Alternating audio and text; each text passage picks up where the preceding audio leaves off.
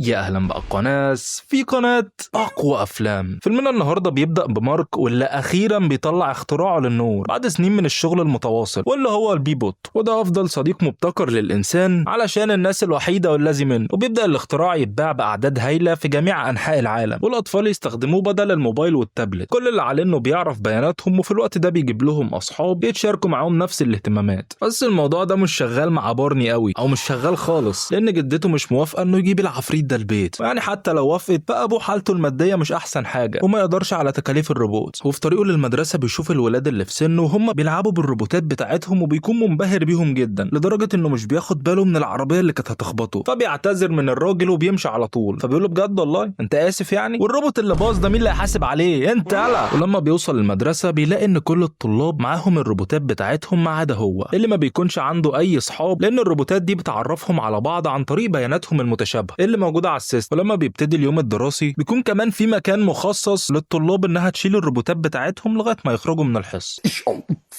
على ايام اللي كان بيجيب سندوتشات لانشون ده بيبقى ابوه سارق سرقه كبيره، يا اما شغال في الخليج. حتى الطالب نفسه لما كان بيتشاف في ايده سندوتش من النوعيه دي كنا بنتعامل معاه معامله خاصه، اللي هو انت بقيت من عيله قوم المدرسه، مفيش حد يتكلم معاه. ولما بيجي وقت الفسحه بيبقى بارني زعلان جدا، لان النص ساعه دي بالنسبه له جحيم بسبب انه ما عندوش اصحاب في المدرسه، ما عندوش عموما يعني، بس ماشي. بس وقتها بيلاقي الاخصائيه الاجتماعيه في وشه وتقول له ايه ده انت هتقعد تاني لوحدك وكمان يوم عيد ميلادك؟ يقول له ايه ده انت عرفتي منين؟ ده انا لسه مخبي الدعوات من العيال، انا قصدي نسيت البخاخه اللي في ايدي دي جوه، يعني لازم ادور عليها. فبتقول له ان جدته اتصلت وعرفتني ان عيد ميلادك النهارده. بقول لك يلا انا عرفت انت محتاج ايه، تعالى ورايا. وبتاخده يقعدوا في مكان كده مكتوب عليه انا احتاج صديق. طبعا بالاسلوب ده بتضحك عليه المدرسه كلها، وبيفضلوا زمايله يتريقوا عليه بسبب الاخصائيه اللي حاولت تساعده في الموضوع، بس يعني هو خايش منها سيك. واللي بتقول له خليك قاعد هنا، واول ما يجي لك حد لوحده على طول اتكلم معاه عن هوايتك المفضله. انت مش كتبت لي مقاله قبل كده عن الصخور؟ وبيجي له مجموعه من الطلاب يقولوا له كل سنه وانت طيب، بعد ما بيسمعوا طنط اللي سيطته في المدرسه كلها. وبيبقى معاهم الواد اللي شبه باز يطير ده، بيقول له انت بتحب الصخور بقى؟ اكيد نجمك المفضل زاروك.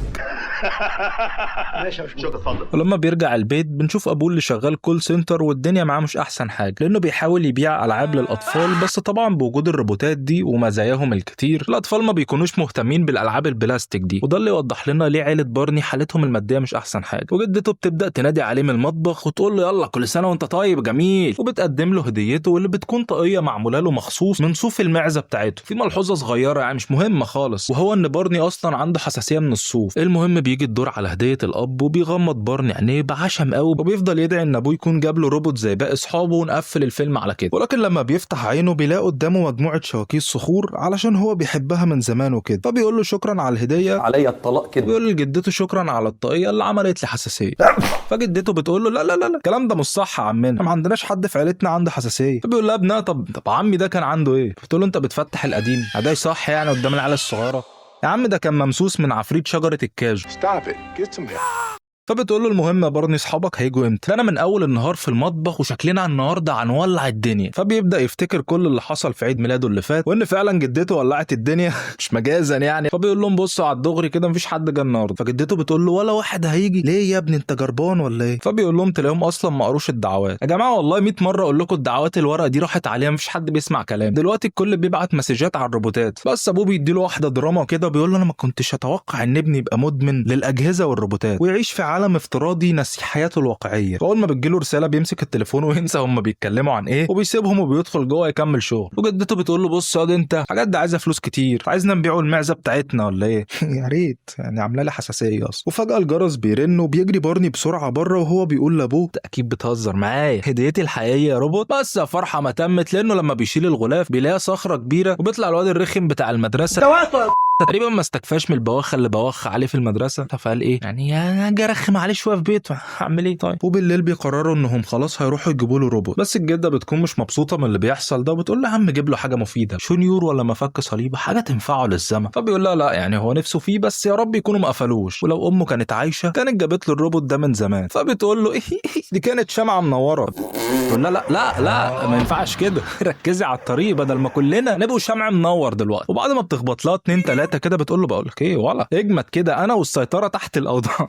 بس لما بيوصلوا بتكون الشركه قفلت خلاص، فبيقفوا ورا الازاز وبيفضلوا ينادوا على السكرتيره اللي جوه، وبتقول لها الجده افتحي ده انا هديكي واحد معزه مقابل الروبوت التعبان بتاعكوا ده. بس الموظفه بترفض العرض المغري ده وبتقول لها احنا مش بنقبل معيز هنا الا على هيئه موظفين، ده نظام شركه، لا وكمان احنا قفلنا، ففي كلا الحالتين ما ينفعش ابيع لك اي روبوت. ولما بيصحى بارني من النوم بيلاقي الروبوت جنبه، ابوه بيقول له معلش بقى متاخره المره دي بس كل سنه وانت طيب. الولد بيبقى مش مصدق نفسه من الفرحه وبيفضل يشكرهم. ابوه بيقول له يعني حاول تنجز شويه عشان تقدر تاخده معاك المدرسه. فبيروح المسكين علشان يشغل الروبوت بس مش بيرضى يشتغل في الاول، فبيقول بارني ما بدهاش بقى وبيستعمل الطريقه الثانيه، وفعلا بيقدر يخرج الروبوت من الصندوق بتاعه واللي بيكون مهنج وحالته بالبلة. وبيفضل يقول له ارجوك وصلني بالشبكه. بيقول له ماشي مفيش مشكله، بس عامل كده ازاي طيب وانت ازاي اصلا مش مرتبط بشبكه الشركه؟ فبيتنح الروبوت شويه وبعد كده بيقول له بص لا تقلق، كل الاجابات اللي انت عايزها على شبكه بابل اللي تابعه للشركه، فايه الله يبارك لك عرف لي الاسم اللي انت مسجل بيه. وبتفضل الجده وقتها تنادي على بارني علشان المدرسه، وهو محتاس مع الروبوت الغبي ده اللي بيقول له انت بتتخلق عليا ليه كده وانا شغال عندك؟ صحيح شغال بس برضه ما تخلقش عليا. اتفضل اختار الاسم اللي يريحك انا عندي كتير قوي. فبيقول له الواد باستغراب كده ابسلوم، اسم بنت ده صح؟ بس ساعتها الروبوت بيستغبى وبيسجله بالاسم ده، ولما يحاول يقنعه يقول له يا عم انا اسمي بارني يعني. بيقول له ايه اللي بارني لا مؤاخذه، انت اتسجلت بابسلوم، خلاص ارضى بالامر الواقع ولو سمحت ممكن توصلني بالشبكه بتاعتي يعني ارجوك، انا شغال ب5% من دماغي وباقي البيانات مفقود. بس بارني بيكون مستعجل علشان المدرسه وبيقول له يلا بينا بس دلوقتي حلها ربنا بعدين. الرحمن الرحيم ممكن تعرفنا بنفسك؟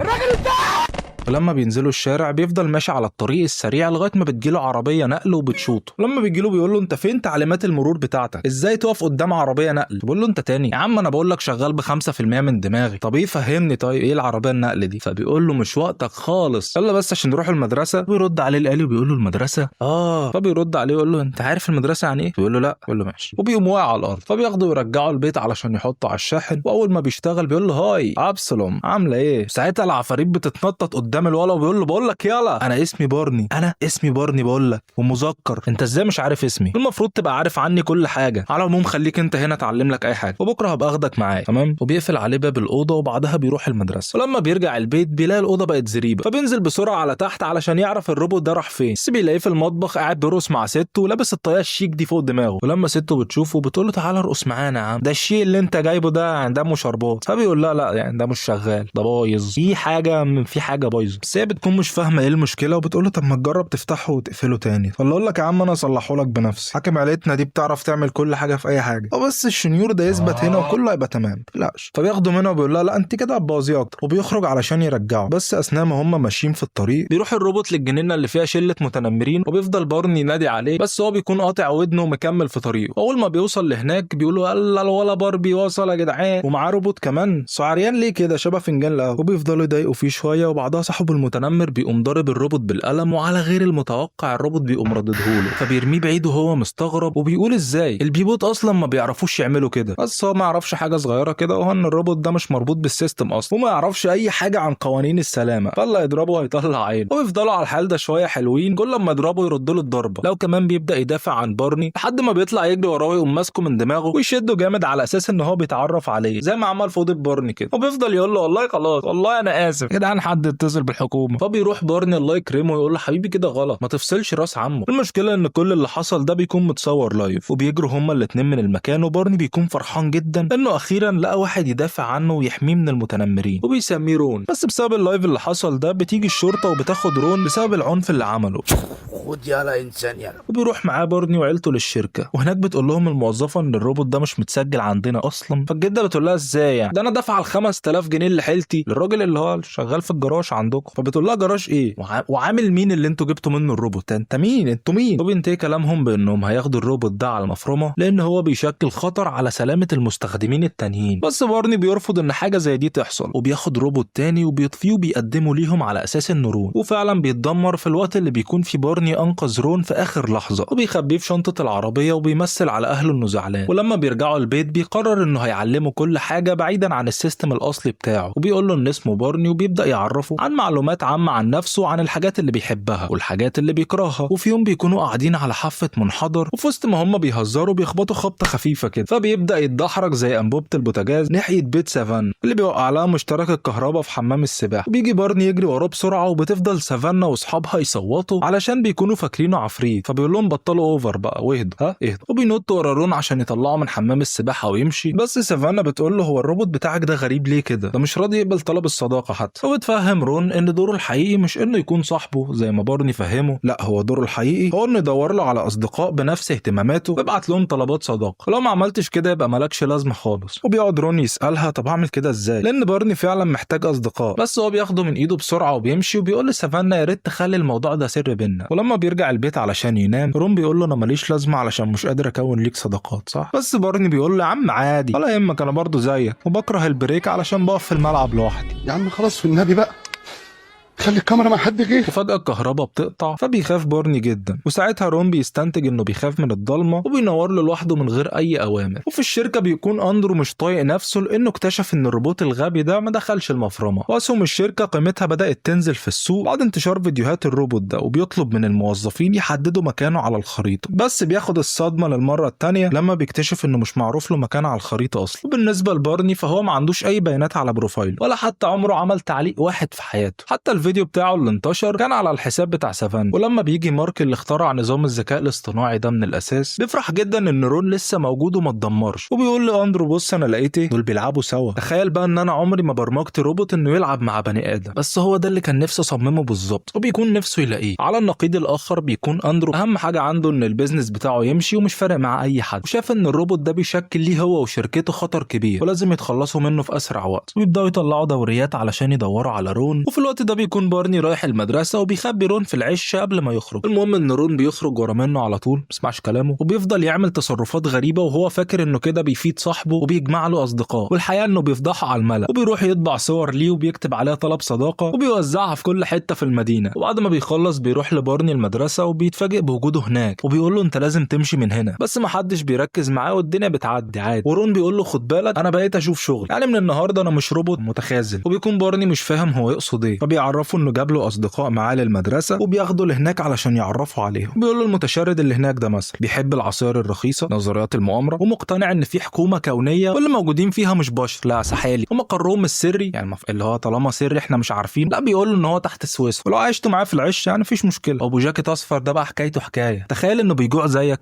بس عمل شير للفطار بتاع لرجل الفرخ. وبغبغان جارتك ده كمان عمل كومنت على الصوره بتاعتك وحاجات تانية، طبعا بينكم في صديق مشترك وهو جارتك نفسها، والولايه الكبيره دي بقى هتبقى صديقتك وبتعمل شير بشنطتها على صور، وبتعلق لك كمان وبتقول لك ارجوك سيبنا امشي. المهم دلوقتي انت بقى معاك صحاب تقعد معاهم. صحيح نسيت اعرفك بالراجل الصور الاقرع ده، هو صديقك الخامس، عمل لايك على صورتك وهو بياكلها كمان. وفي الوقت ده بيوصل ناس من الشركه قدام المدرسه، وجوه المدرسه بيجي الاستاذ ابو كرش ده يجر بارني المكتب المديره، وبيقابل سافانا في السكه وبيقول لها انا مش قلت لك تخلي الموضوع ده سر بينا؟ بتقول له معلش يا ابن عمي والله يعني انت عارف اكل العيش مر والموضوع لسه سر خد بالك. بيقول لها ازاي يعني؟ فبتقول له مفيش غير انا وانت وال 12 مليون اللي شافوا الفيديو. وبره الواد الرخم ده بياخد رون على جنبه وبيقول له انت ضربتني ازاي المره اللي فاتت؟ فبيقول له علشان اعدادات الامان مش موجوده عنده. فبسرعه بيخلي الروبوتات بتاعته وبتاعت صحابه ينسخوا الكود اللي معاه، ووقتها اعدادات الامان عندهم هم كمان بتتعطل، وبتبدا تنتقل من روبوت للتاني والمدرسه بتتخرب. بس الشركه الاصليه بيقدروا يعملوا بان لكل الروبوتات في الوقت المناسب. ساعتها بتزعق المديره لبارني وبتطرده من المدرسه، وبتنادي الولايه الرفيعه دي الناس اللي معاها علشان يبداوا يدوروا على الروبوت المتمرد. ولما بيروح بارني يلم حاجته، طبعا ما ينفعش ننسى رجل الفرخه عند شيء اساسي في الفيلم. وفي الوقت ده بيلاقي رون جاي له وبيقول له بصراحه مش عارف اقول لك ايه يا اخي، الف مبروك، انت دلوقتي بقى عندك 43 صديق، ده غير بقى لسه طلبات الصداقه المعلقه، ابسط يعني. بس الواد بيكون متضايق جدا، واول ما بيطلعوا بره بيقول له انت روبوت غبي، وساعتها بيزعل رون وبيسيبه وبيمشي. روبوت حساس ما شاء الله. وفي الشركه اندرو بيقول لهم ما تقلقوش احنا هنرمي اللوم كله على الروبوت المتمرد ده، ويا اما نقول ان كان في كود صغير هو اللي عمل المشاكل دي كلها وتصلح، يا اما هنرفع قضيه على اهل الولد الصغير ده لسوء استخدام المنتج. ولما بيرجع بارني للبيت بيلاقي ان في عربيات من الشركه بتسال عنه، فبيستخبى ورا لوح الخشب ده لغايه ما يمشوا، وبعد كده بيدخل العشه بتاعته وبيلاقي رون بيدخل نفسه في العلبه. بيقول له انت بتعمل ايه؟ فبيقول له انه هيرجع نفسه للمنشاه علشان هو روبوت غبي، بس بارني بيعتذر له وبيقول له ان هو مش غبي ولا حاجه وانه اسف انه قال له كده. وفجاه بيسمع صوت ابوه مع ناس بره من الشركه وعمالين بيخبطوا على الباب، فبياخد رون بسرعه وبيهربوا. ولما ابوه بيفتح الباب مش بيلاقي حد في المكان، ولكن لكن بيشوف اللوحة اللي كان بيعلم بيها رون ازاي يكون صاحبه. المهم انه بياخد السكوتر بتاعه علشان يهرب، ولكن بيكون مش سريع كفاية، فبيساعد رون على زيادة السرعة. ايوه كده دلعني. لحد ما بيستخبوا في بيت سافانا شوية، ولما بتشوفهم بيقول لها بارني اتمنى المرة دي تحفظي السر بجد. فبتبص له كده وبتقول له انتوا هتهربوا للغابة؟ ده ما سمعتش ان في عفاريت من اللي راسهم بتلف؟ يعني هي شايفة ان المشكلة في ان العفاريت راسها بتلف، مش ان في عفاريت اصلا. ايه يا عم الكرتون؟ مين اللي اقترح لي الكرتون ده يا جدعان؟ المهم انه بيقول لها خليكي في خيبتك انت وكملي عياط على اللي حصل في المدرسة وسيبينا نروحوا في ده، مالكيش دعوة. ولما بنروح للشركة بنلاقي ان اندرو قرر يشغل كل الكاميرات وكمان يفتح الميكروفونات اللي موجودة في كل الروبوتات اللي في المدينة علشان يقدروا يمسكوا رون وبارني. وبيكون الموظفين معترضين على الكلام ده لان ده يعتبر نوع من انواع التجسس، ولكن في الاخر بيوافق. في الغابة بيكون بارني بيقضي اسعد ايام حياته مع رون وبيجرب حاجات كتير عمره ما كان يتخيل انه يقدر يعملها لوحده.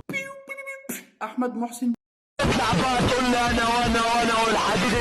وبالليل كده بيكون قاعد يرتاح وبيطلع الشوكولاته اللي معاه في الشنطه، وساعتها رون بيشوف 26 دعوه لعيد ميلاده، فبيقول له انت ما شاركتش الدعوات دي مع اصحابك اصلا؟ فبيقول له ايوه، لانك لو ما عزمتش حد ساعتها ما فيش حد هيرفضك. طب عارف انا مين جه عيد ميلادي لما كان عندي 6 سنين؟ سافانا وريتش، بس وقتها كانوا اصحابي، واقول لك ليه؟ لان هم كانوا ساكنين قريب مني بس. ولما كبرنا شويه عرفت ان عمري ما هكون محبوب زيهم. ساعتها رون بيقول لنفسه ايه العيل النكد ده على المس، يا ريتني مت يا اخي وقت ما وقعت من العربيه. المهم في الاخر كده بيقول له بارني انا كل ده بقى مش فارق معايا لان دلوقتي بقى ليا صديق جميل زيك. فبيقول له رون ماشي ايوه ماشي، المهم دلوقتي احنا هنفضلوا عايشين في الغابه زي القرود كده لغايه امتى؟ فبيقول له يمكن للابد. فبيقول له ماشي تمام ابد ايوه، روح نام بقى، روح نام بقى وغطي نفسك كويس. وبيفضل ابوه وجدته يدوروا عليه في كل مكان، ده حتى بيروحوا لسافانا يسالوها عليه لو كانت شافته، بس هي بتقول لهم لا ما اعرفش عنه حاجه، تتكلم معاهم بكل ادب وتعاطف.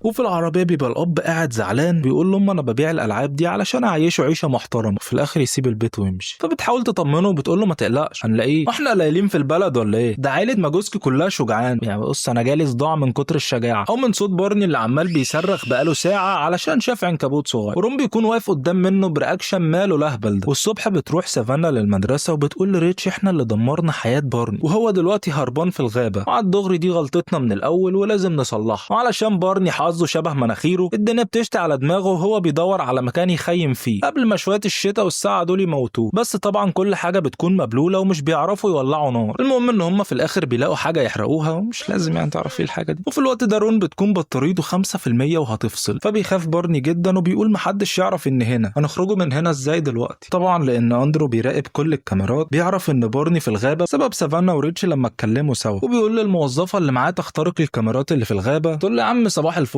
الغابه فيها كاميرات. واول ما بيسمع مارك الخبر بيخرج بسرعه للغابه لانه متحمس جدا لمقابله رون وبارني اللي عمل اللي ما قدرش يعمله. وبيفضل بارني شايل رون زي الهم على القلب كده وماشي بيه في الغابه. وبعد كده بيشوف نور جاي من بعيد وبيبدا يشاور لهم، وبيدرك ان ده مش النور اللي في اخر النفق وان دول الروبوتات اللي جايين يعملوا مسح للغابه كلها علشان خاطره. المهم ان موظفين الشركه مش بيلاقوا له اي اثر، فبيجي لهم الراجل الهندي ده وبيعرفهم ان الناس على طول بتضيع في الغابه ومحدش بيلاقيهم. وبيشوف اندرو اللي مش سالك الواد واقع على الارض وهو في الحفره وبيفتكر انه مات، فبيخبي الشاشه بسرعه وبيقول لهم يلا يا جماعه نروح ونبقى نكمل بكره احنا تعبنا خالص النهارده. وبيلغي عمليه مسح الغابه. ولما بيفوق بارني بيكون عنده نوبه ربو شديده والبخاخه اللي معاه خلصت وبيفقد الوعي، وساعتها بيقرر رون هو انه يشيله لاقرب مكان علشان يطلب المساعده، وبيكون اقرب مكان ليه هو المدرسه. وبارني بيفضل يقول له بلاش المدرسه انت كده هتروح للمفرمه برجليك، ولكن مش بيسمع كلامه بيفضل مكمل. وفعلا زمايله بيشوفوه بيطلبوا له الاسعاف بسرعه. وفي الوقت ده رون بيستنفذ كل طاقته وبيقع على الارض. وفي المستشفى بتبقى سافانا حاسه بالذنب وبتقول لريتش فاكر لما كنا اعز اصحاب لبارني زمان؟ او دلوقتي رون هو افضل صديق لبارني وما ينفعش يخسره. واول ما مارك بيدخل بارني بيقوم بسرعه وبيقول له هو رون فين؟ اوعى تكون دمرته. فبيقول له ما تقلقش هو زي ما هو، بس الكود بتاعه ما كانش مستقر وانا صلحته لك. وبارني بيبقى مش عاجبه النسخه الجديده وبيقول له ايه ده؟ ايه يا عم القرف ده روبوت تاني غير اللي كان معايا، رجع لي صاحبي القديم بقول لك. فبيقول له نو بروبلم، يعني لا تقلق بس بالانجليزي عشان تعرف بس ان خريج مدارس لغات. المهم ان انا معايا نسخه احتياطي وهرجعه لك. بس لما بيجي يدخل على السيرفر بتاع الشركه بيكتشف ان هو اتحذر، وبيطلع اندرو يقول له سربرايز ماذر،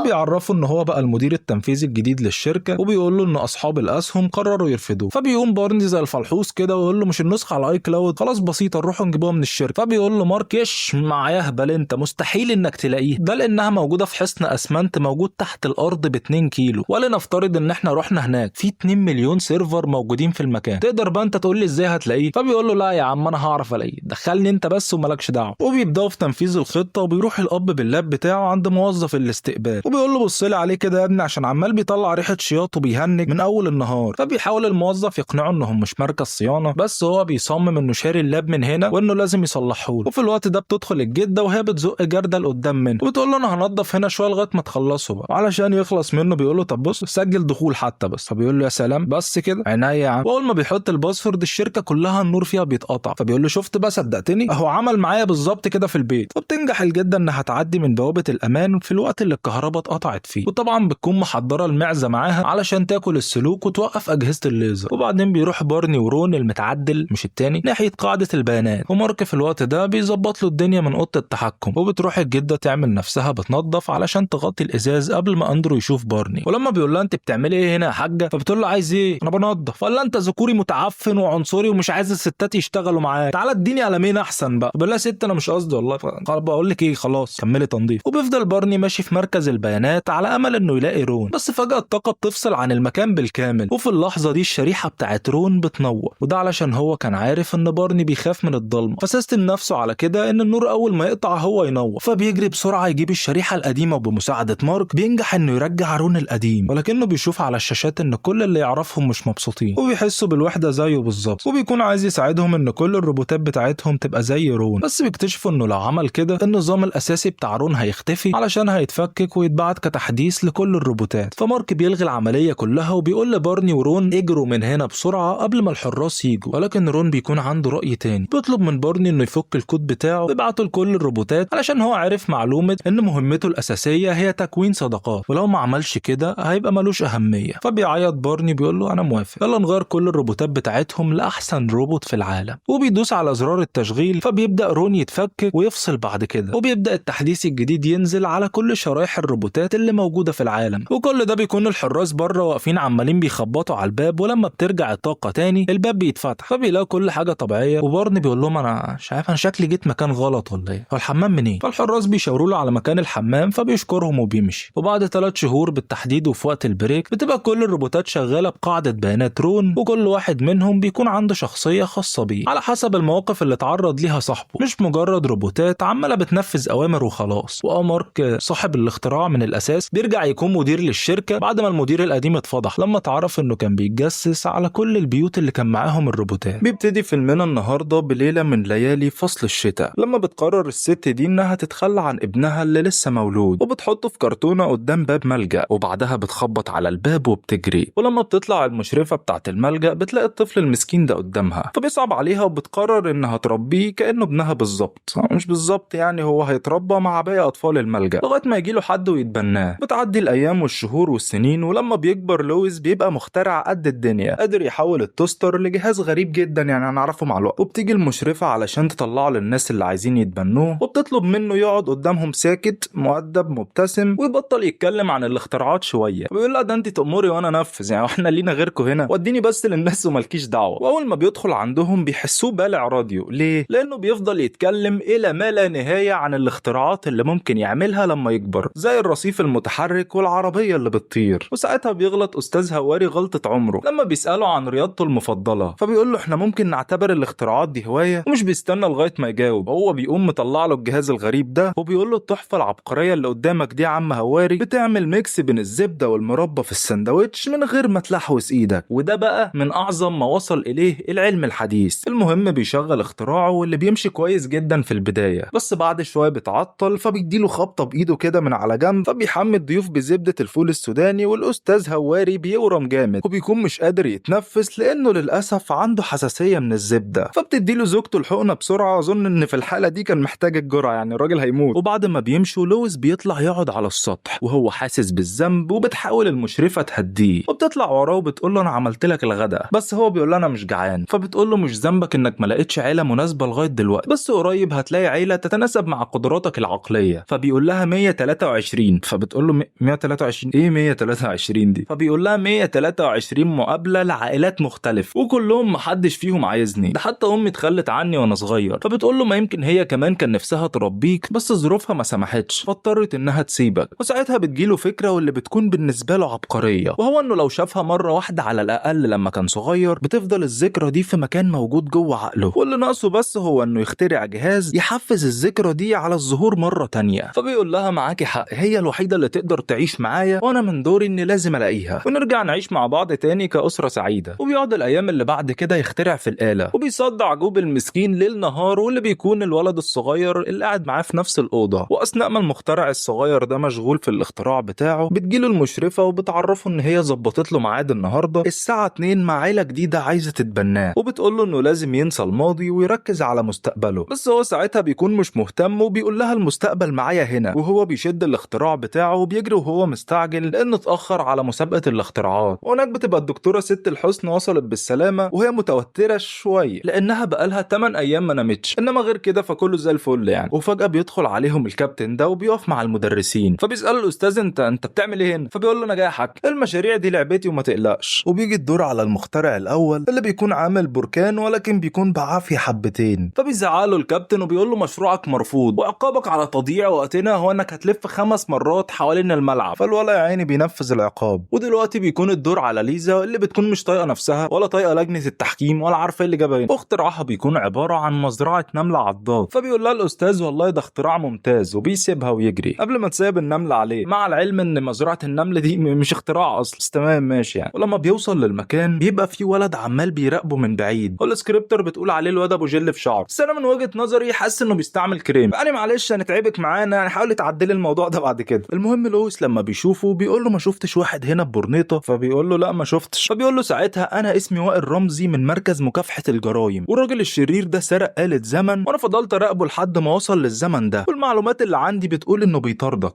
بس ما تقلقش خليك انت هنا واعرض مشروعك وانا هدور عليه لحد ما الاقيه. وبره القاعه بيكون الراجل الشرير واقف هناك وبيبعت البرنيطه بتاعته للاختراع بتاع لويس، وتكون البرنيطه دي بتقدر تطير وتفكر وتمشي كمان. فبتدخل وبتبوظ شويه حاجات في الاختراع. وبعد شويه بيجي الدور على لويس انه يجرب الآلة بتاعته، واللي بتكون من المفترض انها بتكشف الذكريات. كل اللي علينا ان احنا نكتب التاريخ على اللوحه دي، والليزر بيبحث جوه القشره المخيه وبيتولى باقي العمليات علشان بعدها تظهر الذكرى على الشاشه اللي قدامنا دي. وبيجرب لويس الآلة على نفسه وبيقول لهم انا هرجع ورا 12 سنه و3 شهور و11 يوم، وده بيكون اليوم اللي امه سابته فيه على باب الملجأ، وبتبقى كل حاجه ماشيه كويس، او خلينا نقول ان المفترض انها كانت هتمشي كويس لو ما كانش الراجل الشرير ده فك مسامير الجهاز اللي بدوره بتطير منه التوربينات وبتخبط في البركان اللي بينفجر، وبيشغل نظام اطفاء الحريق اللي بيبوظ مشاريع زمايله كلهم وبيخليهم يجروا من المكان. فبيتضايق لويس جدا وبيرجع جري على الملجأ وهو بيعيط، وبيروح يقعد في مكانه المفضل. وبعد ما بيمشي على طول بيجي الشرير وبياخد الآلة بتاعته وبيمشي. ولويس وقتها بيكون قاعد بيقطع في الدفتر بتاعه اللي مسجل فيه كل التصميمات والاختراعات اللي كان ناوي يعملها بعد كده. وبعد شويه بياخد باله ان في واحد مستخبي ورا العمود، وبيلاقي الولد اللي قبله في المسابقه، وبيقول له يلا خد الورقه دي وارجع للمعرض صلح كاشف الذكريات، انا ورايا شغل كتير ومش جاي اهزر معاك. بس لويس بيقول له يا عم سيبني في حالي، ما تبقاش انت والزمن ودماغي عليا، وبعدين تعالى هنا مفيش حاجه اسمها اصلا سفر بالزمن والشرطه الزمنيه والكلام اللي انت قلته ده. فبيقول له خلاص انت كشفتني، يعني انا فعلا مش بوليس، بس صدقني انا من المستقبل، وفعلا في شرير ببرنيطه بيحاول يطاردك ويبوظ مشروعك. فبيقول له ببرنيطه، يعني رجعنا للكلام الفارغ تاني، مشروعي باظ لانه مش كويس، وبعدين ليه في واحد ببرنيطه مخصم معايا انا يعني بدون سبب؟ اقول لك على حاجه، انت مش من المستقبل، اثبت لي عكس ده. فبيقول له طيب وان اثبتت لك ان انا جاي من المستقبل هتروح معايا المعرض العلوم؟ فبيقول له ماشي. فبيشده وبيرميه من فوق المبنى تقريبا كده، والله اعلم هو كان عايز يبعته للاخره يعني مش للمستقبل خالص. فبيفضل يصرخ وهو بيقع، بس فجاه بيتعلق في الهواء وبينط وراه الواد ده وبيتعلق زيه، وبعدها بيدوس على زرار واللي بدوره بيظهر آلة الزمن المستخبيه وبيطير وائل بيها. ولويس بيفضل يصوت جنب منه ويلطم وبيقول له انت رايح بينا فين؟ فبيقول له احنا رايحين للمستقبل. وفجاه بيدخل بيه من بوابه زمنيه لمدينه متطوره جدا. فبيقول له ها الاثبات ده يكفيك؟ فبيرد عليه ويقول له طبعا وزياده، انا ما تخيلتش اصلا ان السفر عبر الزمن ده ممكن يحصل في يوم من الايام. فوائل بيقول له جميل، يبقى نروح دلوقتي للمعرض وتصلح كاشف الذكريات. فلويس بيقول له انت عبيط؟ هل انت عبيط؟ كاشف ذكريات ايه يا بني ادم؟ ده اختراع فاشل، انت بالآلة اللي معاك دي تقدر ترجعني بيها لليوم اللي امي سابتني فيه. فبيقول له اسمع، الحل مش هيكون بآلة الزمن دي نهائي، الحل الحقيقي هيكون باختراعك انت. فلويس بياخد منه ورقة تصميم الاختراع وبيقطعها وبيرميها، وبيروح ماسك في الدركسيون علشان يسوق السفينة، وبيفضل وائل يشده منه لحد ما بتتكسر وبيقعوا هما الاتنين على الارض. وساعتها وائل بيفضل يندب حظه ويقول انا رحت في ابو بلاش، لان لاني مش مسموح لي اصلا اسوق الآلة دي. ابويا لو عرف هيذبحني. فلويس بيطمنه وبيقول له وائل ليه ما تقعد، انا يا عم اصلحها لك، مفيش بس ورشة تصليح تكون قريبة من هنا. وائل بيعرفه القصة من اولها، وهو انهم كان عندهم آلتين زمن، واحدة ابو برنيطة سرقها والتانية دي اتكسرت. وساعتها لويس بيقول له يا عم خلاص انا قلت لك اصلحها، بس بمقابل انك توديني لامي علشان اشوفها. فبيوافق وبيبداوا يسحبوا آلة الزمن للجراج من غير ما حد يحس بيهم علشان يقعد يصلحها هناك. وفي الوقت ده بيروح ابو برنيطة يعمل مقابلة بالآلة بتاعت لويس، ولما مدير الشركة اللي هتمول اختراعه بيسأله اسمه ايه الجهاز ده، فبيقول له لا مش مهم الاسم، المهم الشغل اللي الجهاز ده بيعمله. ويا ريت الموضوع بيقف على الاسم بس. الاستاذ بيكون سارق الجهاز ومش عارف بيشتغل ازاي اصلا، فالاختراع بيترفض وبيمشوه بكل ادب واحترام من الشركة.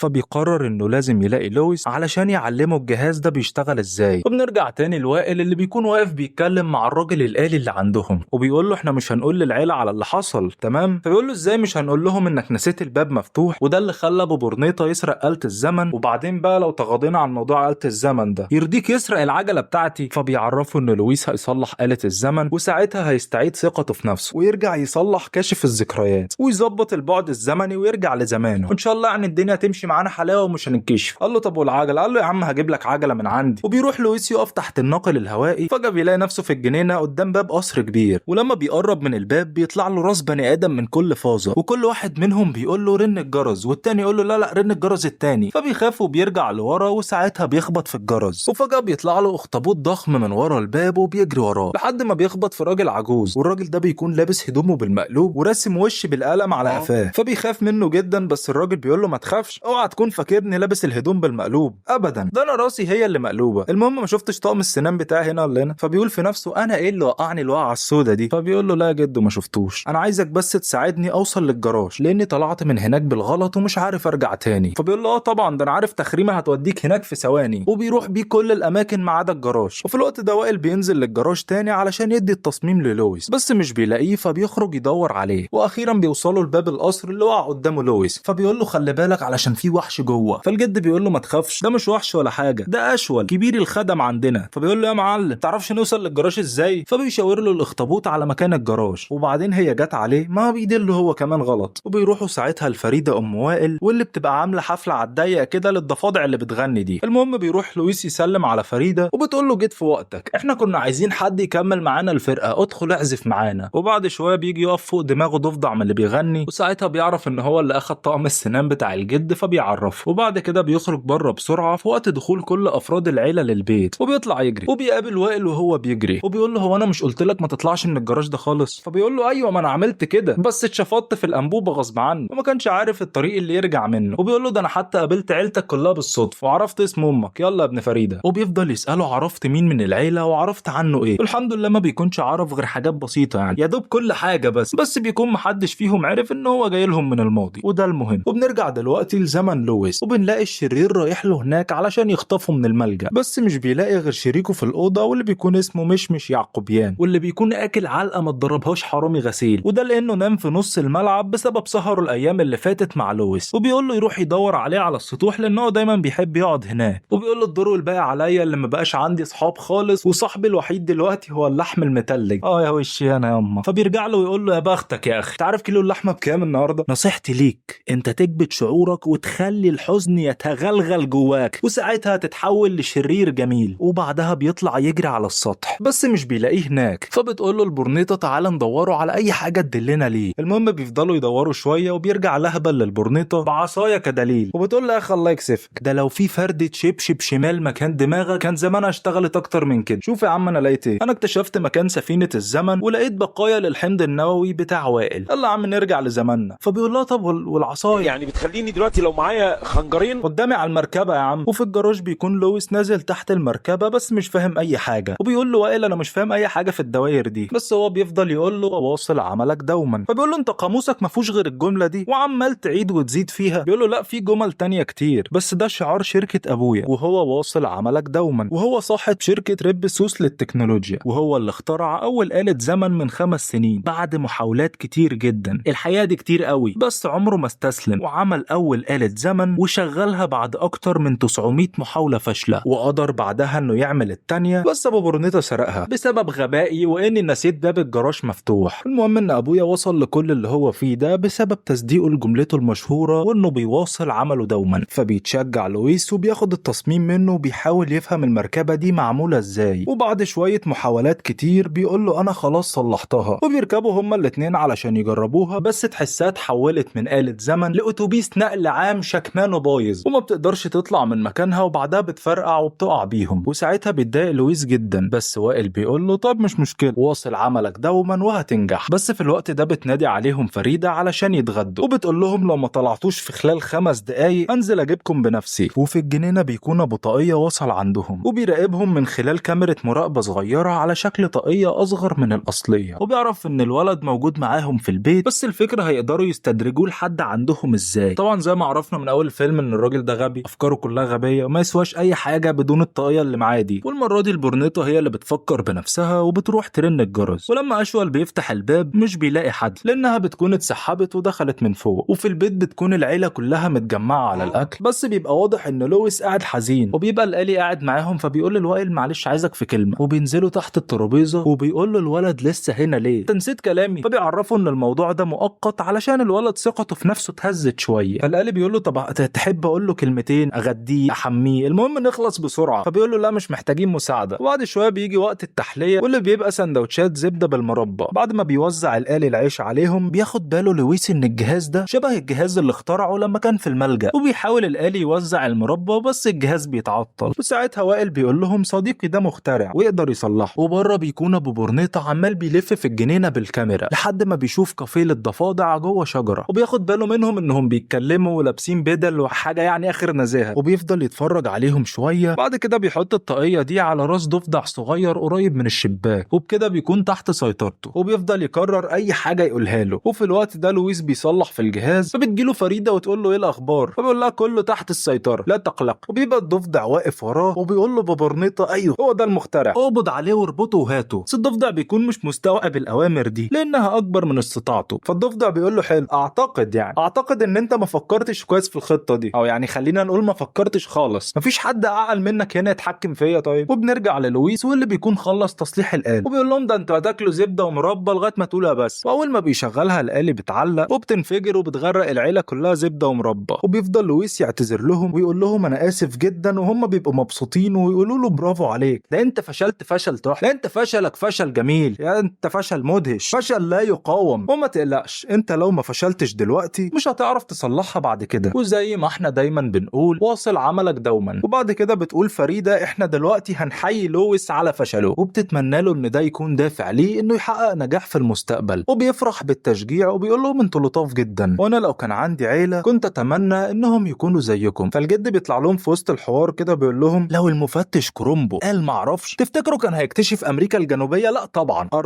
ارجوك يا عم الحاج ما تقولش حكم تاني. وبتبقى البرنيطة دودو خارقة الذكاء دي ولسه مكتشفين دلوقتي ان اسمها دودو عادي، وبتبقى البرنيطة دي وصلت عندهم وبتشد النجفة فوق دماغه بالظبط، وبتبدأ تقطع في الحبل. في الوقت ده بيدخل ديناصور ضخم للصالة، وبيبقى ابو برنيطة بيحركه من بره وبيقول رجعونا للشقاوة تاني، وبيكون متأكد ان البرنيطة هتفرح بذكائه الخارق. وبيروح لويس ناحية الديناصور وبيقول له وائل يعني ما قلتليش ان انتوا عندكم ديناصورات في البيت؟ فبيقول له طب ما احنا فعلا ما عندناش ديناصورات. فبيضحك لويس وهو بيقول له طب ما ازاي ما قدامي. وفي اللحظة دي بيفتح الديناصور بقه وبياكل لويس، بس العيلة بتفضل تدافع عنه ويضربوا في الديناصور بكل الاختراعات اللي معاهم، وده بيدي فرصة لويس انه يقع على الارض ويطلع يجري، وبيفضل الديناصور يجري وراه لحد ما بيوصل لحيطة سد، وبيبقى الولد مرعوب بس الديناصور مش بيقدر يمسكه. ولما ابو برنيطة بيسأله يعني ايه المشكلة تاني، فالديناصور بيرد عليه ويقول له انا راسي كبيرة وايديا صغيرة امسكه ازاي دلوقتي، وبيقول له مفيش حد عقل منك يتحكم فيا. فبيقول له في ايه يا جدعان، هو كل مخاليق ربنا اتفقت تتريق على النهارده؟ وقتها بيجي وائل وبيشد لويس وبيطلعوا يجروا بسرعة، بس قبل ما يمشوا بيلاحظ وائل ان الديناصور على راسه برنيطة، وبيعرف وقتها ان الشرير هو اللي بعته، وبيطلع الديناصور يجري وراه علشان ياكله، بس لويس بيروح وينقذه، وبيخبط وائل الديناصور فبيوقع البرنيطة من على دماغه، وبيبقى ابو برنيطة قاعد في المركبة بيلطم وبيندب حظه ان البرنيطة الصغيرة بالشكل ده راحت. في الوقت ده بتروح له البرنيطة الكبيرة وبتشمطه بالقلم على وشه علشان هو غبي، وبتيجي ام وائل تطمن عليه وعلى لويس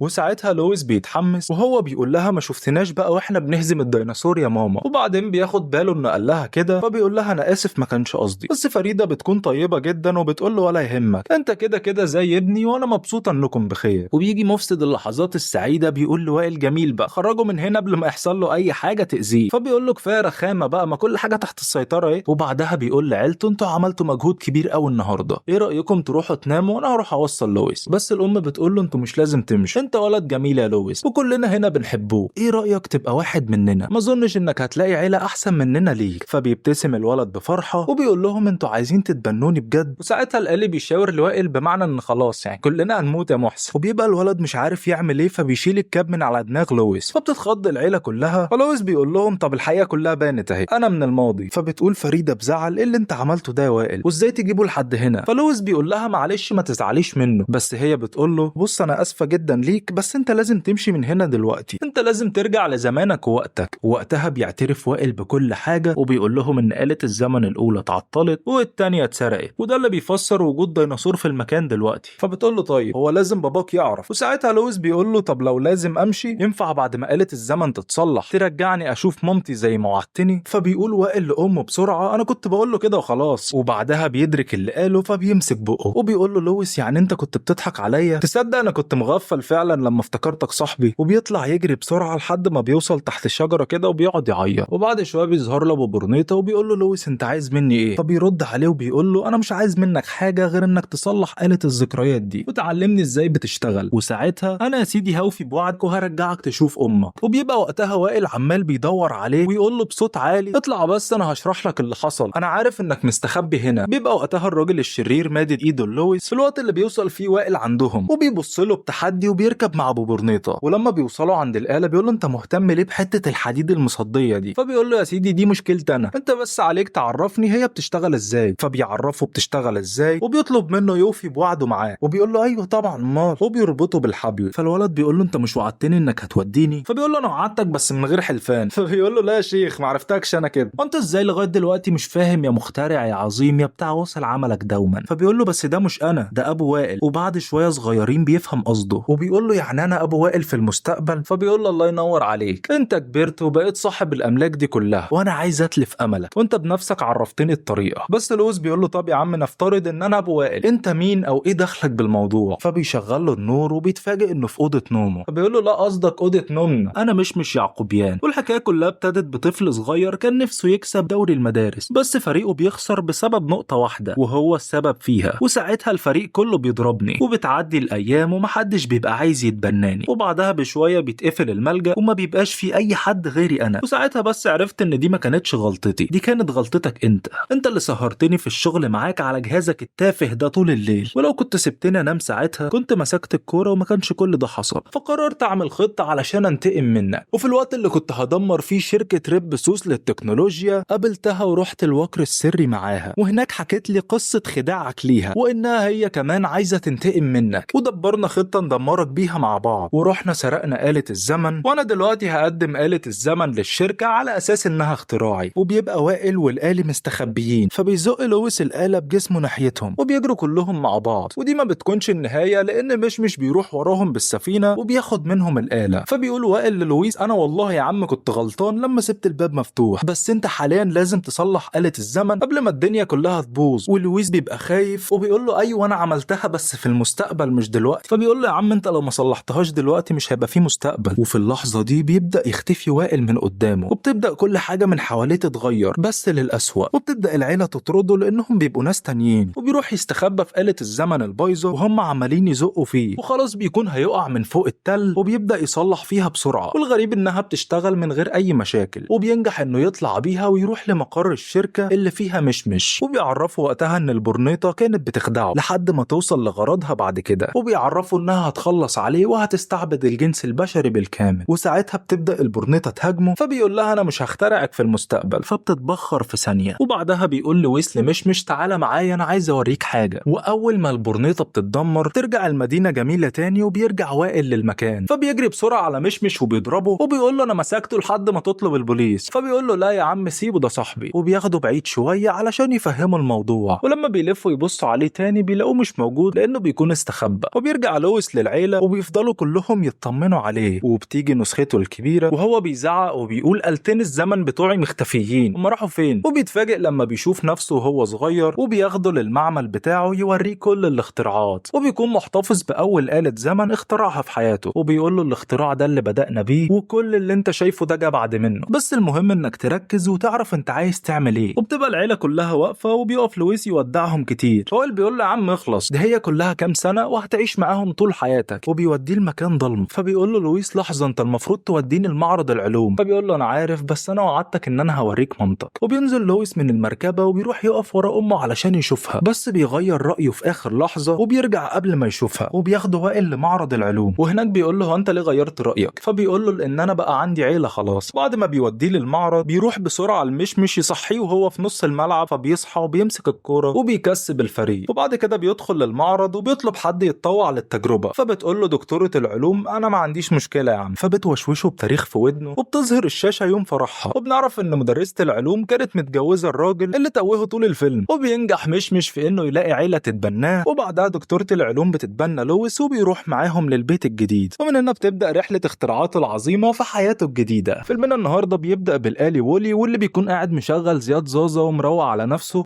لاننا عارفين ان اهم من الشغل تظبيط الشغل، وبيبقى شغال في جمع النفايات وترتيبها فوق بعض كده علشان الكوكب على الاقل يبقى شكله جميل بعد ما اتدمر من الحروب النوويه اللي سببها البشر. ومفيش كائن حي عايش عليه حاليا غير وولي والصرصار بتاعه، وزي ما احنا شايفين بيكون باني ابراج كامله من النفايات. واثناء ما هو ماشي مع صديقه الصرصار في المدينه بتظهر ليه اعلانات قديمه عن الاكاسيوم، واللي بتكون عباره عن مستعمره كبيره في الفضاء واللي بيروح لها الناس وبيقعدوا فيها المده ممكن توصل ل5 سنين، لحد ما الآليين اللي زي وولي ينضفوا الكوكب من الدمار والتلوث اللي وصل له. وهناك بيحصلوا على جميع انواع الرفاهيه، عجل، موتوسيكلات، آليين بيخدموهم. ومش بس كده، دول مش محتاجين يمشوا على رجليهم اصلا، لان الاكاسيوم بتوفر ليهم مقاعد متحركه بتوديهم لاي مكان جوه المستعمره بضغطه زرار. وبنروح لولي الغلبان ده واللي بيكون عايش في صندوق شبه علبه التونه بس على كبير شويه، والراجل بيكون مروق على حاله وعنده هناك DVD بيفضل يشغل عليه شرايط فيديو، وبيكون عنده دولاب من نوع خاص واللي بيخزن فيه كل الحاجات اللي بيلاقيها وبيحسها مهمه. ولما بيشوف الفيلم اللي مشغله بيحس بالجفاف العاطفي، هو الانسان الآلي ايه غير شات اسلاك ومشاعر يعني؟ ده المكان اللي هو شغال فيه مكان صحراوي، فما اظنش ان فيه جفاف اكتر من كده. وبيقول في سره هل في اسوأ من الحال اللي انا فيه ده؟ فبيجي له انذار ان في عاصفه ترابيه بتقرب منه، فبيقول لجهاز الانذار يعني تقصد اجازه، وبيقفل الباب على نفسه وبيديها نوم للصبح. بس لما بيصحى تاني يوم بيلاقي نفسه مشوش كده ومش مظبوط، وده لانه بيشتغل بالطاقه الشمسيه. فبياخد صديقه العزيز استاذ صرصور وبيطلع يتشمس شويه، وبعد ما بيفوق كده ويصحصح بيقوم يشوف شغله، وبيكون معاه الصندوق بتاعه اللي بيلم فيه الحاجات المهمه، وبيبدا يعمل قوالب من النفايات. وفي وسط الركام بيلاقي قدامه خاتم الماظ، فبينبهر جدا بس مش من الخاتم، لا، الآلي صاحب الذوق الراقي ده بيشيل الخاتم من العلبه وبيرميه علشان ياخد العلبه التحفه دي معاه للبيت. والله متوقعه من واحد بيسمع زياد زازا يعني. وفي وسط ما هو عمال بيدعبس كده بيفتح ثلاجه وبيلاقي جواها نبات لونه اخضر، فبينبهر باللون وسط العتمه اللي هو شغال فيها دي، فبيروح على طول ياخد النبات ده ويحطه في الصندوق ويرجع للوكر بتاعه. بس قبل ما يدخل بيلاحظ ان في نقطه حمراء وراه هناك عماله تتحرك بسرعه كده، وعلشان ابننا زكي ونبيه بيجري وراها علشان يمسكها، وبتفضل تجري وهو يجري وراها لحد ما بيقف في مكان واسع، وساعتها بيلاقي حاجه ضخمه بتنزل عليه، فبيطلع يجري وبيلاقي الانفجارات حوالين منه من كل مكان. فبيقول انا ايه اللي جابني هنا؟ وده بقى يعلمنا اننا لما نشوف نقطه حمراء يعني نمسكها بسرعه كده قبل ما تبدا الانفجارات والجلب اللي هيحصل. خلينا في المهم، اللي نزل من السما ده بتكون سفينه فضائيه، ولما وولي بيلاقي الباب بيتفتح بيستخدم مبدا اعمل نفسك معي، وبتطلع وقتها من السفينه كوره لونها ابيض كده شبه التكييف الصحراوي اللي لما بتشتغل بنعرف انها آلية على النظام الحديث، يعني مش زي وولي الكحيان اللي معانا ده. وساعتها السفينه بتستعد للاقلاع، فبيحفر حفره بسرعه وبيدفن نفسه فيها، وبعد ما بتمشي بشويه بيكون مستخبي ورا صخره كبيره وبيتفرج على الآلية اللي عماله تطير في كل حته وعامله لي فيها خفاش. بس فجاه اول ما بتحس بحركه ورا منها بتضرب نار على طول، ومن قوتها بتسيح الصخره، فبيتحول وولي من حاله الانبهار للانهيار. وبتكون شغلانتها انها بتستخدم الماسح الاشعاعي ابو نور ازرق ده في البحث عن اي نبات او اي مظهر من مظاهر الحياه على كوكب الارض، وبيفضل وولي يراقبها من بعيد لبعيد. وفي يوم بيشدها مغناطيس كبير بتاع سفينه، فبتحاول تطلع منه ومش بتقدر، فبتقرر بنتنا كيوت انها تتصرف بنفسها بكل ادب وعقلانيه، فبتدغدغ السفينه بالمغناطيس بالارض اللي واقفين عليه، وبعدها بتروح تتفرج على النار من بعيد وهي عامله نفسها بريئه زي ما انتم شايفين كده يعني. وساعتها بقى بتقابل وولي واللي بيعرف ان اسمها ايفا، فبتقول له انت كلبه تشتغل ايه؟ فبيوريها عملي كده هو بيعمل ايه علشان الراجل خلقه ضيق ومش مستعد يشرب. وبعدها على طول بيجيله تحذير ان في عاصفة ترابية بتقرب منهم، بس لما بيحاول يشد ايفا علشان يهربوا بترفع عليه السلاح، بيقول لها خلاص خليكي والله شكلك هبلة، وبيدخل جوه الصندوق بتاعه. ولما العاصفة بتدخل عليها بتفضل تنادي عليه وتقول له انا اسفة والله ما تخليش خلقك ضيق بقى. فبيقول لها طب ما كمل اول. المهم ان الراجل بيعمل باصله برضه وبيدخلها تستخبى معاه، واول ما بتدخل بتلاقي انوار كتير جدا، فبتقول له في يا معلم وانت سارق كهرباء من ورا العداد ولا ايه الانوار دي كلها؟ فبيقول لها ده نورك والله. وبعدها بتلاقيه مشغل الفيديو ده، فبترفع السلاح عليه علشان تدمره، بس وولي بيجري عليها وبيقول لها انت هتتجنني ولا ايه وانا جايبك هنا عشان تدغدغي لي البيت؟ وبيفضل يوريها الحاجات اللي هو لقاها بره، ومن ضمنهم بيكون في ولاعه واللي بتقدر ايفا انها تشغلها. وبيقول لها ايه ده ايه الآلية العبقريه دي، الصلاه على النبي الصلاه على النبي. وبيكمل وبيوريها باقي الحاجات اللي موجوده عنده، وبيوريها النبات، وساعتها بتعمل عليه فحص، وبعد كده بتشده جوه منها وبتقفل عليه، وبتتحول هي كمان لخزنه، وبتدي اشاره خضراء، فبيخمن انها مثلا ممكن تكون فصلت علشان مفيش شمس، وانها ممكن تكون شغاله زيه بالطاقه الشمسيه، فبيقرر انه يطلعها بره علشان تشحن، وبيفضل قاعد معاها برضه مش بيسيبها، يعني قال رجوله والله. بس بالرغم من المجهود ده كله هي مش بتشتغل، فبيحس بالاحباط وانه هيرجع لوحده تاني. فالصرصار بيقول له يعني انا رحت فين يا فوز؟ فبيرجع الآلي المسكين يعمل شغله تاني، بس المره دي بيستغنى عن زياد زازا وبيسمع بهاء سلطان بعد ما ساب ايفا على تل عالي ومشى. واثناء ما هو بيندم على العشره الغاليه ويرضى بالمكتوب، بيشوف من على بعد سفينه الفضاء اللي كانت جايبه ايفا بعد ما رجعت للارض تاني علشان تاخدها، فبيطلع يجري عليها بسرعه، ولما بيوصل لهناك بتكون السفينه خلاص بتطلع، فبيحاول يتسلق عليها بسرعه لحد ما بتاخده بره كوكب الارض خالص. يا بختك يا اخي. وبتفضل السفينه ماشيه في الفضاء شويه وتعدي من فوق الشمس وشويه من فوق زحل لحد ما بتوصل لمستعمره اكاسيوم. واول ما بتدخل من الباب وولي بيقع على الارض زرع بصل، وبيبدا الروبوت اللي عامل شبه علبه الكبريت ده ينظف الروبوتات اللي جايه من الكواكب التانيه. ولما بيوصل لولي بيلاقيه متوسخ بنسبه 100%، فبيقول له ايه يا عم القرف اللي انت فيه ده، انت اخر مره استحميت فيها كانت سنه كام؟ وبيفضل وولي يضايق فيه ويقول له طب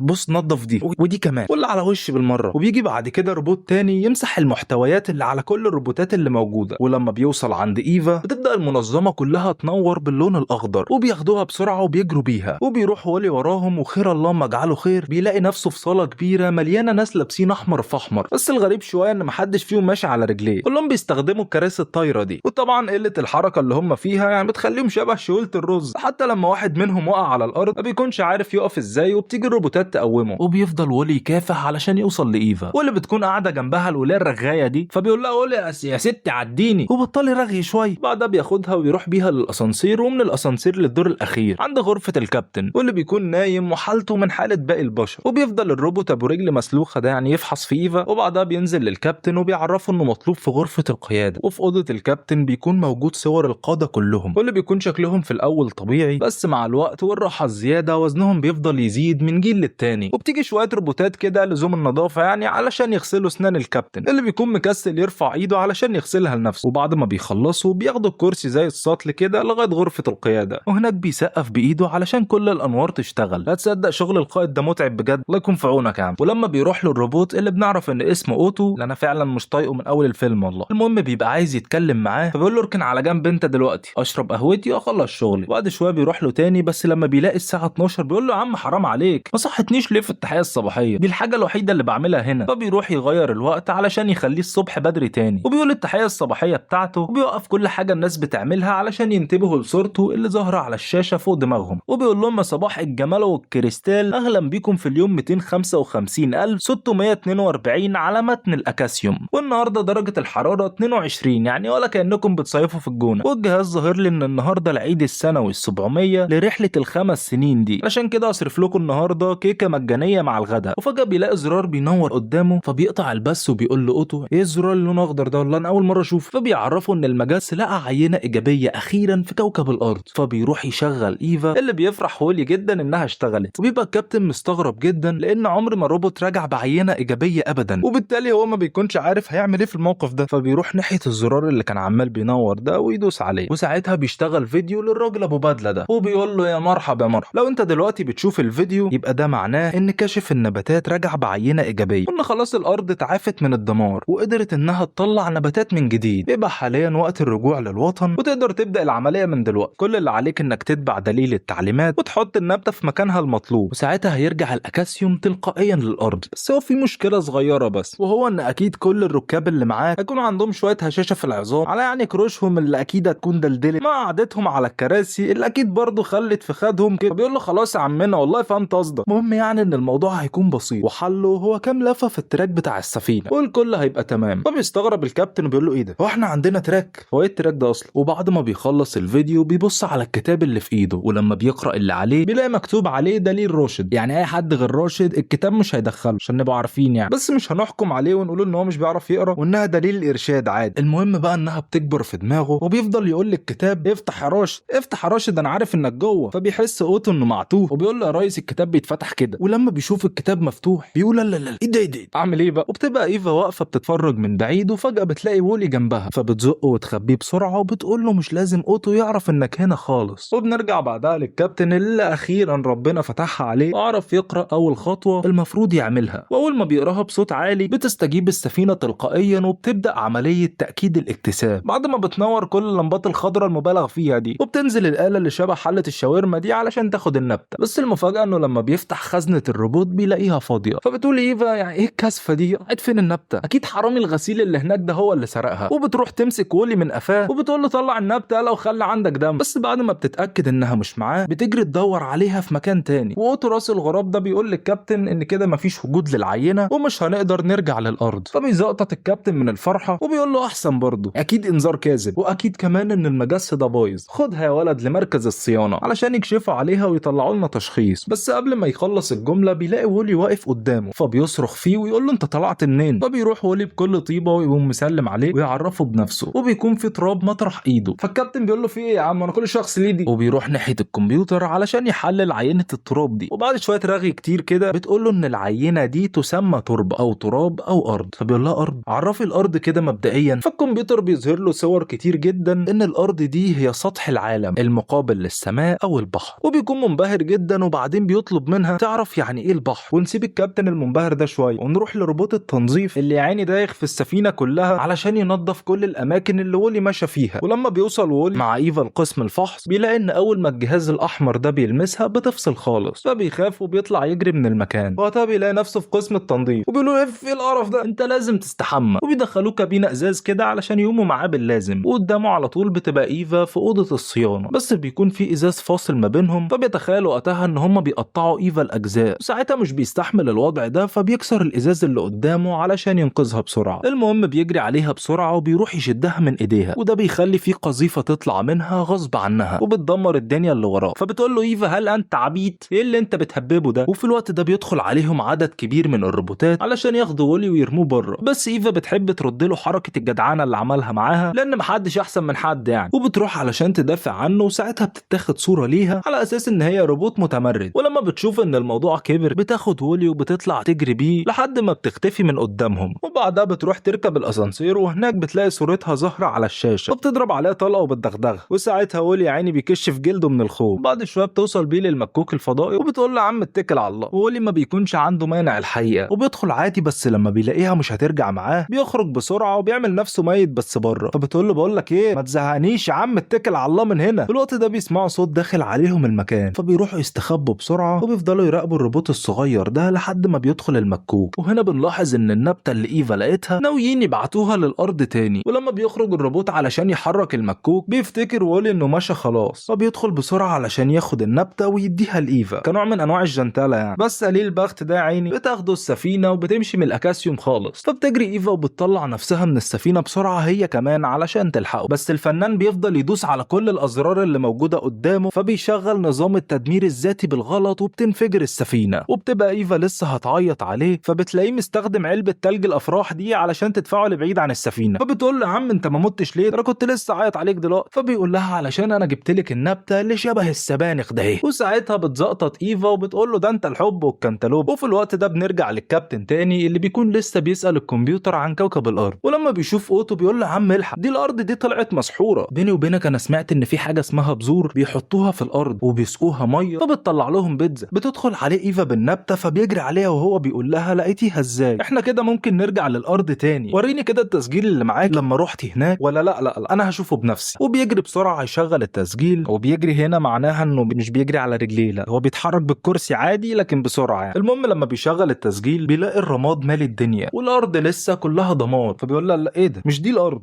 فين السما الزرقاء. فبتقول له والله ما اعرف فين اكيد مش مخبياها يعني. وبيغلط الكابتن غلطة عمره لما بينادي على السحلية اللي اسمه اوتو ده علشان يقول له ان ايفا لقت النبتة وكل الامور هتبقى زي الفل وهنرجعوا للارض تاني. فبيقول له لا استنى ملوش لزوم الكلام ده كله، هات السبانخ اللي معاك دي وانا هفهمك كل حاجة. بس الكابتن بيقول له اقعد، لا انا الكابتن هنا، يعني كلمتي هي اللي تمشي، وانت اوتو الكلب اركن لي بقى على جنب وسيبني انا اتصرف بنفسي. وبيفضل يطلع له من مكان لمكان زي عفريت العلبة ويقول له بص انا مصمم مش ماشي قبل ما تتكلم، هات النبتة بقى عشان ما ازعلكش وخلص علشان احنا كده مش هينفع نرجع للارض تاني. فبيقول له ليه؟ فبيرد عليه اوتو ويقول له لا هو موضوع سري مش هينفع اقول لك. يا اخي ده انت قالي غتت. ولكن في الاخر اوتو بيشغل له فيديو بيظهر فيه الجنرال في خطاب رسمي للناس اللي مشوا فيه على الاكاسيوم، وبيقول لهم اسمعوا يا اللي في الفضاء، خليكم فوق احسن علشان عملية التنظيف فشلت، وكمان مستوى السموم ارتفع على كوكب الارض وخلى الحياة على هذا الكوكب غير ممكنة. وبصراحة بقى بدل ما نحاول نقعد نحل المشكلة الاسهل انكم تقعدوا في الفضاء وخلاص. بعد ما بيخلص الفيديو اوتو بيقول له هتجيب النبتة ولا ايه؟ فالكابتن بيقول له لا استنى شوية كده، وبيسأل الكمبيوتر الرسالة دي اتبعتت سنة كام، فبيعرفوا انها اتبعتت سنة 2110. فبتجيله لحظة ادراك ان الرسالة دي بالميت كده بقى لها 700 سنة. وبيقول له اوتو ترى يا وجه البورس انت اكيد الاوضاع اتغيرت تاني، احنا لازم نرجع لكوكب الارض. بس هو بيقول له مفيش رجوع، والكابتن بيفضل مصمم ويقول له النبتة دي بص خضرة ازاي، وريتها خضرة بس دي بتكبر، وده معناه ان الحياة على كوكب الارض بقت ممكنة. فبيقول له بقول لك ايه، مفيش رجوع لكوكب الارض تمام، واقعد على حيلك بقى علشان مفيش نجاة الا على الاكاسيوم. ومن الاخر كده يا كابتن يا مدهنن انت لازم تتبع توجيهاتي علشان انا متبرمج على كده. وبعد شوية كده الكابتن بياخد باله ان اوتو ده كان موجود ورا كل الكباتن في الصور. هل ده بقى معناه ان هو اللي خلص عليهم كلهم؟ وبعدها بيلف له تاني وبيقول له انا كابتن الاكاسيوم، يعني كل التوجيهات دي بتاعتي وانا بقول لك ان احنا لازم نرجع لكوكب الارض. فاوتو بيقول له ايه ده انت بتزعق لي، مش عارف كده انك بتأذي مشاعري يا اسطى؟ طب والله العظيم لا اجيب لك اصغر عيل في السفينه ياخد منك نبته السبانخ دي. وفي اقل من ثانيه بيجي له الروبوت الصغير ده وبيخطف منه نبته السبانخ. بس البت ايفا دي يعني كوين والله، بتبرق له وبتقول له هات النبته دي يا طفل بدل ما ارزعك علقه هتففك مسامير بطنك. والكابتن بيقول لها ايوه يا عمرو يا حلاق، هي دي الروبوتات التمام، وديها منه على مكتشف الهولو على طول. بس عموما هو بيغفلهم كلهم وبيحدفها في الزباله. وبعد ما بيتخضوا بيلاقوا النبته طالعه من الماسوره تاني، وده اكيد مش عشان النبته نبته سحريه مثلا ولا حاجه، يعني ما تسرحش بخيالك، يعني طلع وولي عادي شايل على دماغه. وفي اللحظه اللي وولي بيطلع فيها بتروح له ايفا علشان تاخدها منه، بس بتكتشف ان اوتو مكتفها هي والكابتن. وبيروح اوتو لغايه عنده علشان ياخد منه النبته، بس وولي بيفضل يماطل معاه لغايه ما بيتخانق منه وبيكهربه، والشريحه بتاعته بتتحرق وبيقع في مكب النفايات. ولما بتفوق ايفا بتلاقي نفسها وسط النفايات هي كمان، وعلى وشك انها تضيع في الفضاء خالص. فبتفضل تنادي على وولي لحد ما بتلاقيه في المكعب اللي جنبها وخلاص بيموت. فبتحاول تخرج من الزنقه اللي هي فيها دي وفعلا بتنجح، وبتفضل تشد في وولي بس خلاص البوابه بتكون اتفتحت وهيضيعوا في الفضاء. وفي اخر لحظه بيقف روبوت التنظيف قدام الباب، وبكده بيقدر يرجعهم تاني للمكان. ولما بتدخل ايفا بتفضل تفحص وولي علشان تلاقي له شريحه شبه الشريحه بتاعته اللي باظت، فبتروح تدور له وسط النفايات على شريحه تنفع معاه، بس للاسف كلهم بيكونوا مش مناسبين. وفي الوقت ده بيديها النبته وبيقول لها روح انت انقذي الكوكب، بس بترميها على الارض. وبتقول له يا عم بلا كوكب بلا بتاع، ما احنا هنا واكلين شاربين نايمين ببلاش. بس هو بياخد النبته تاني وبيفضل يقول لها الارض الارض الارض لحد ما بتقول له يا عم خلاص هنتنايل ننقذ الارض، تزعلش نفسك انت بس، ده انت الحب والكنتالوب. وبتاخده وبتجري علشان تودي النبته للكابتن اللي بيبقى اوتو حبسه في اوضه الفيران. فبيشغل دماغه وبيقرر يعمل بث مباشر على كل شبكات السفينه، وبيقول لهم انه الكابتن وانه محبوس هنا في اوضته. وبيقول لايفا انها تطلع لسطح السفينه وتحط النبته في مكتشف الهولو، وساعتها هيقدروا يرجعوا للكوكب تاني. وبعدها بيروح يعرض صوره للنبته كانه هو اللي ماسكها في ايده يعني، ويقول له اوتو بص انا معايا النبته يا ابن العبيط، تعال عشان تاخدها بقى يا قرع. ولما بينزل له بيمسك فيه علشان يطلع فوق، بس يعني الحقيقه الروبوت بيمسح بيه بلاط السفينه، وعلى الاقل بيقدر يدوس على زرار الاستعداد، وساعتها كل الناس بتتحرك للسطح وبيظهر مكتشف الهولو. بتكون ايفا وصلت لهناك خلاص، ولكن بسبب الخناقه اللي دايره بين الكابتن واوتو في اوضه القياده بتتقلب السفينه على جنبها، وبيبدا الناس كلهم يقعوا من على الكراسي ويتدحرجوا شبه الانابيب، وبيكون في لوحين حديد هيقعوا عليهم ويحولوهم لكفته. فبتجري ايفا عليهم بسرعه وبتقدر توقفهم قبل ما يأذوا الناس. وفي الوقت ده وش الغراب بيكون عمال يلغي في كل حاجه من ضمنهم المستكشف. بس وولي لما بيشوف الموضوع كده بيقف ما بين الجهاز والمكان اللي بيدخل فيه، وده علشان ما يرجعش قبل ما يحطوا فيه النبته، وده اللي بيخليه يتكسر خالص. وكل اللي بيعمله اوتو بيكون باين على الشاشات، وبيكون ظاهر الكابتن اللي واقع ورا شبه شوال الرز ده، بس بيقرر يعتمد على نفسه ويقف على رجليه تاني علشان يمنع قوته، وبيقدر يقف تاني وبيمشي تاتا تاتا خط العتبة لحد ما ربنا بيسهل وبيقدر يوصل له، بعد ما بيفضل ماشي ماشي ماشي يعني قد 10 خطوات كده لحد ما بيوصل له اخيرا وبيفصله عن الخدمة خالص. وساعتها الضغط بيخف من على السفينة وبتجري ايفا تحط النبتة مكانها، وساعتها بيطلع المستكشف لفوق تاني، بس للأسف وولي بيكون اتدمر بالكامل وبقى عبارة عن خردة حديد. وأول ما الجهاز بيحدد أصل النبتة بيبدأ في الانطلاق لكوكب الأرض، وخلال 10 ثواني الناس كلها بتقدر تكتشف، يعني سبحان الله بيقدروا يقفوا على رجليهم عادي، تخيل. وأول ما السفينة بتنزل على كوكب الأرض